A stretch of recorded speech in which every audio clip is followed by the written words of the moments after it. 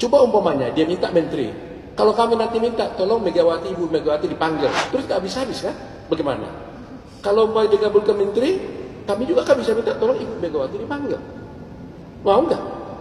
Saya memutuskan sudah tiba saatnya untuk berbicara. Berbicara dengan nurani, berbicara dengan tuntunan akal sehat, dan berbicara dengan kebenaran yang hakiki. Dengan melihat persoalan yang kita hadapi akhir-akhir ini. Apa yang terjadi di Mahkamah Konstitusi akhir-akhir ini telah menyadarkan kita semua bahwa berbagai manipulasi hukum kembali terjadi. Itu semua akibat praktek kekuasaan yang telah mengabaikan kebenaran hakiki politik atas dasar nurani.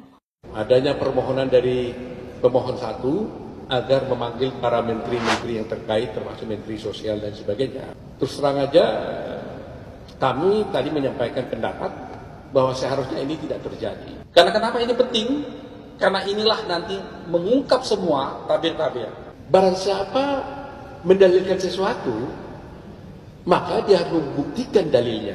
Dan barang siapa menyangkal sesuatu, maka dia harus buktikan penyangkalannya. Jadi istilahnya adalah, terutama adalah burden proof-nya. Kalau you mau buktikan sesuatu, you cari buktimu. Jadi jangan dia datang ke pengadilan, Pak Hakim, saya ini benar, tolong Hakim, ya panggil si Anu. Itu gak bisa. Kalau tadi ditanyakan kenapa tidak kita yang menghadirkan, nah kita tidak punya kemampuan menghadirkan mereka, ya. Kecuali kalau nanti kita sudah jadi presiden. Kenapa pentingnya 4 menteri ini? Karena 4 menteri ini mengetahui langsung tentang hal-hal yang terkait dengan apa yang kami uraikan di permohonan kami. Misalnya pertama, Menteri Keuangan. Di situ kami ingin menanyakan dan mungkin nanti melalui Mahkamah Konstitusi tentang anggaran bansos ini. Bagaimana bansos ini bisa melonjak di 2024, itu anggarannya dari mana? Apakah memang sudah disiapkan? Apa sudah diplanningkan? Karena tidak ada kejadian yang penting di 2024 ini. Kalau dulu di 2020 ada COVID, 2024 ini tidak ada apa-apa. Tapi naiknya luar biasa tingginya. Itu yang kita mau tanyakan.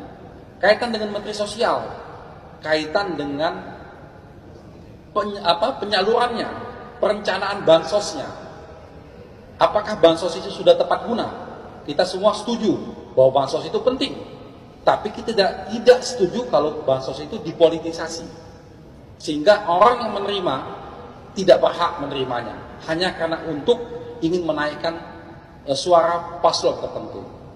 Lalu yang ketiga, Menteri Perdagangan. Kita tahu bagaimana banyak sekali laporan kami tentang Menteri Perdagangan yang menggunakan fasilitas negara, terang-terangan mengatakan bahwa ini bantuan dari Jokowi. Terima kasih kepada Jokowi, kita harus dukung 02 segala macam. Itu sudah kami laporkan juga ke Bawaslu. Lalu terakhir tentang Menteri Airlangga. Ini juga hal yang sama seperti dengan yang dilakukan oleh Menteri Perdagangan Zulkifli Hasan. Itulah yang kami minta melalui Mahkamah Konstitusi, semoga dapat dikabulkan. Tadi juga pihak 03 mendukung argumen kami. Kami tadi sudah mengusulkan bersama-sama dengan Paslon 01 untuk menghadirkan Menteri Keuangan dan Menteri Sosial, ya, dan Menteri PMK dalam persidangan di Mahkamah Konstitusi.